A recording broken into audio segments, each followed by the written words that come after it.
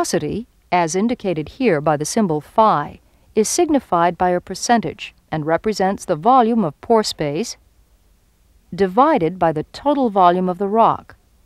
Therefore, a rock with 12% porosity has 12% of its volume made up of void spaces.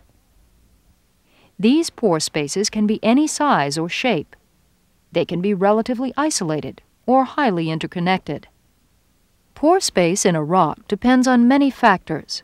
For example, porosity is dependent on how detrital grains in a rock are stacked together. As shown here in this generalized cubic stacking of spheres, grain stacking can be rather open, resulting in high porosity.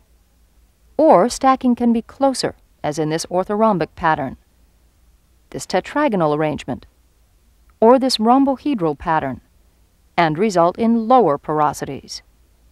Although nothing has changed except the three-dimensional stacking of spherical grains, porosity has decreased from about 47% in the cubic pattern to about 25% in the rhombohedral arrangement.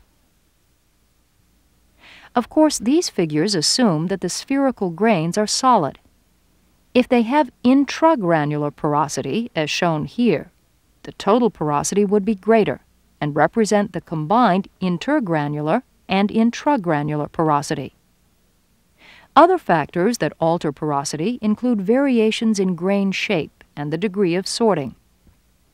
In the case of sorting, the poorer the sorting, the lower the porosity, since smaller grains may fill in the pore spaces between larger grains. Porosity may be greatly affected by such secondary features as cementation, which can decrease primary porosity in a detrital rock, or by features that increase porosity, such as dissolution or fracturing.